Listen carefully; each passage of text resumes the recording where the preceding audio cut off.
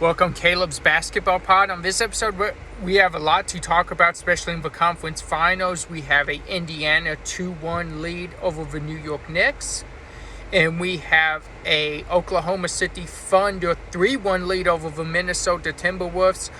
Very much so far that series is going how I predicted. I've even said in the last after the first two games in Oklahoma, I just don't think Minnesota has enough to take out Oklahoma.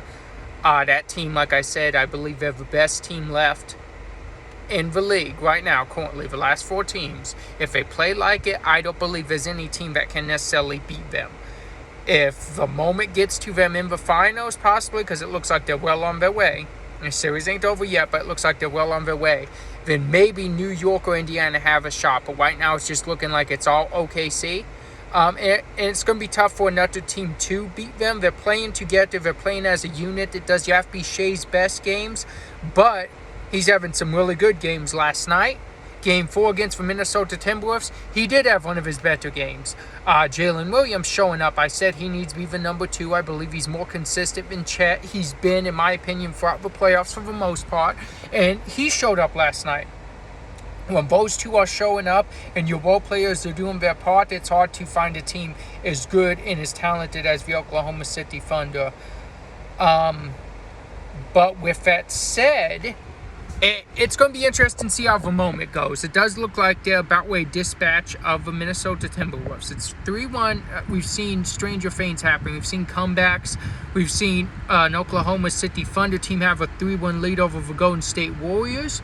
And we've seen them lose that lead. And we've seen Golden State go on and make it to the NBA Finals. We saw that series 2016. So anything can happen. It's not over yet. And Anthony Edwards, he's not just going to go down like that. I will say I've been disappointed with his gameplay.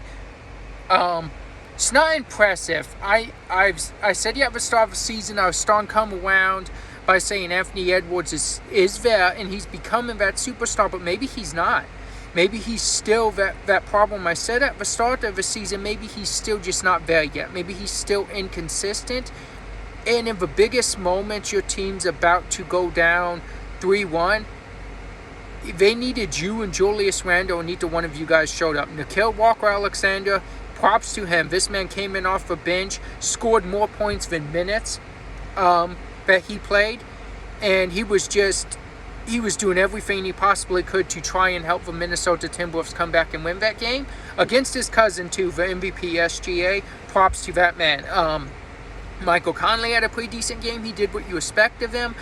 Rudy Gobert still, he's not finishing at the basket. He's not rebounding. He's not making an impact defensively. I'm not really sure why this man's getting minutes and why he's out there. He was a part of you guys getting there. There's no doubt about that. But we can't have him get small when another team is big. So what I mean by that is he was big when another team was small. Now when the other team's big like him, he gets small. That doesn't make sense and that just don't add up. I want a lot more from him, and I think especially defensively you need to make some type of impact. You're a multiple-time Defensive Player of the Year. You've been on multiple All-NBA defensive teams. You need to make some type of impact, whether it's defense, offensively. The team has to know you're on the court, and in a good way. Right now, the team knows you're on the court, and it's in a bad way because they feel like they have to make up for your offense and your defense right now, your lack of both. So Rudy Gobert, he's not showing up in this. Julius Randle ended the game with 5 points last night. That stuff, it's what matters when you get to these big games and it comes up and you need these moments. How do you show up in these huge moments? And when Minnesota's having too many guys just shying away from this moment right now. OKC on the other side, you having player after player after player step up and be consistent in the moment. You don't have to be great.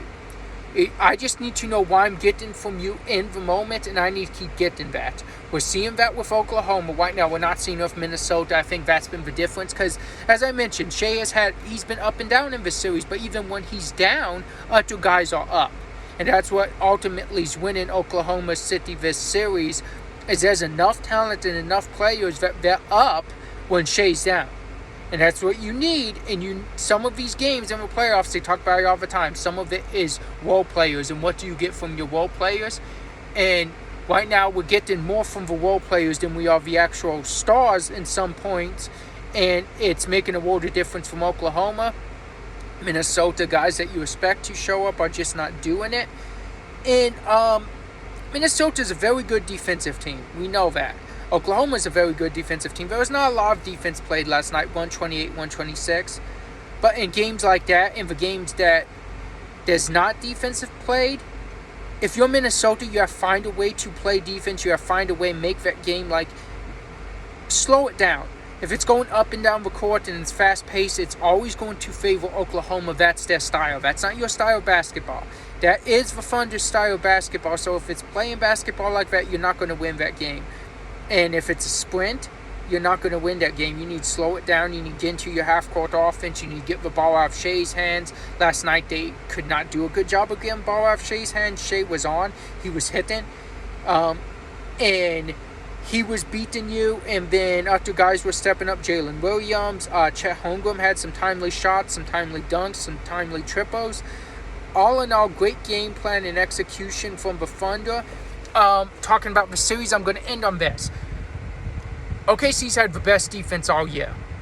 I don't understand, and I probably won't get why they elect to foul when up 3 with 8 seconds left. I don't necessarily get that, and I know, of course, Minnesota fans, but even just fans of basketball in general, are all disappointed when it comes to that, because you don't get the shot to see the heroics. You don't get a shot to see the possible game winner or game tie at that point. But it slows the game down. A lot of people, I'm sure, is not happy with it, but I just don't understand. I know it's all about winning. You do anything to win. I don't understand why you don't hang your hat on your defense when you've had the best defense in the league. But that's, hey, it's working. Has it backfired enough? It almost did against Memphis, but has it backfired enough to where you've actually been like, oh, well, we shouldn't do this anymore? So if at that point it's working, and I guess I get it from that perspective, but I would, if I'm Mark Daigneault, I just have more confidence in my defense, knowing we've been the number one defense. And I would show my players I have more confidence in you. Don't elect to foul. I believe in you guys to get this late game stop. But, hey, it's neither here nor there, and they're still winning with it. Now let's talk about the Pacers-Knicks. We're into a situation where both teams have been looking better on the road throughout the playoffs. We've most definitely seen with the Knicks. The Pacers, they've only lost 3 games. All 3 of those games have been Game 3, which has all been, well, 2 of the 3 has been in Indiana. So, with that said, both teams are playing a lot better basketball when it comes to away basketball as compared to home basketball.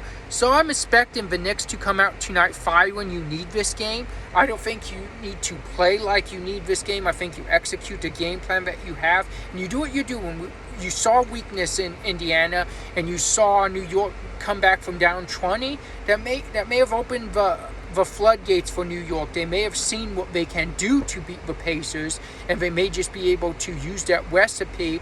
You know Indiana's going to adjust, but you may be able to use part of that recipe to keep cooking and keep beating these guys. But you just have to make sure you execute. Game plan, you need to get Cat going. We see when Cat's going, there's no one on Indiana that can stop him defensively. And you see that it's just, it really goes on. Tom Thibodeau's using a lot more of his lineup. He's getting more players out there. McBride has been big.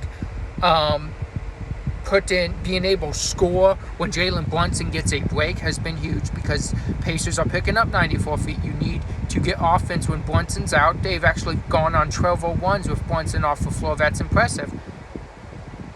That's using a lot of what you have, using your resources to get wins, and maybe even coming into something that we didn't see throughout most of the regular season. But maybe he saved it for this moment. Maybe he knew what he had, and he's using it now. And the fact is, we're seeing it at this point, and it's working very well. Again, you're getting points if you're New York, and you're just it's the execution, in my opinion. the plays that are being called, but being able to score when they're pressing you 94 feet and no matter what, and who's on the floor. And then it's just getting Karl-Anthony Towns going. I think that's a big element. I don't think Indiana's figured out a way to stop him. I think if he's the best player on the floor, New York's the best team on the floor. On the flip side, if you're Indiana, Tyrese Haliburton had a big clutch moment in Game 1. Decent game in Game 2, but we have yet to see him really explode like he did in the 2 series prior, where he had 30-some point games. You haven't really seen that against New York. I don't know if it's New York's defense, how he's being defended or what, but we haven't seen that signature Tyrese Haliburton game. Don't be surprised if we don't see him try and put the stamp on the game tonight early, because this is what they did Cleveland. You've seen it against Cleveland, you've seen it against Milwaukee. They may lose Game 3, but that Game 4, they come out firing. And they fire on all cylinders, and they get everybody involved, and everybody starts hitting shots, and it's like they take it personal when they lose. And in the playoffs, that's what you want. You have to come out every game, especially after a loss, and you have to come out like they just assaulted you, and they went to your home, and they just embarrassed you, and you have to come out like you're getting them back, like you'll get on the get back. And that's what we've seen the Pacers do, so I expect that tonight. I think if you're the Knicks, you weather the early storm. You make sure you're in it. You don't want to go down 20, because if you go down 20 in this game, I don't think you're making that comeback. But if you happen to get down 10, maybe 12, I think that's fine, as long as you can keep it within distance going into the fourth quarter, as long as it's like a 7-8 point game, and then that's when you take off, much like you did in the last game. You just put yourself in a bigger hole the last game. I don't think you do that this game. I think you have to come out with a little bit more fire. You have to weather the storm, be there by the finish, and once it's around finishing time, that's when you take off and you do what you did last game. And if that happens, New York's going to tie this at 2-2. If you get caught sleeping and the Pacers jump you from the start, you're going to end up going down 3-1, and that's a very, very hard comeback to come back, especially against this Pacers team that's wearing you down 94 feet. So that would just be my advice to both teams. I think you have to have that game plan. You have to execute. And for the Pacers, you want to come out same way you came out in Game 4 every other series so far. You want to come out like this is the biggest game, and there's no way you can lose it. These guys embarrassed you, dominate from start to finish. If you're the Knicks, they're going to throw big punches. You have to take those punches. You have to still be in it by the fourth quarter. If you're in it by the fourth quarter, that's when you take off and you win this thing. And then you even it up, and now it's a brand new series. It's a best of 3. It's not best of 7. It's a best of 3, and 2 of the games are in New York. The difference is, once it's in New York, you have to execute in the Garden like it's Madison Square Garden. Because they're going to be loud, and they're going to be happy to see you and happy that you have a shot to go to the NBA Finals. With that said, I believe we're in for what's going to be an amazing game tonight. Game 4, Pacers-Knicks. Tune in. We'll talk about that and more in the next episode. We're going to get on to our teams that got eliminated in the playoff talk. I know I said this last week, but we're actually going to do it on the next episode, and we're going to start off with Memphis and Miami.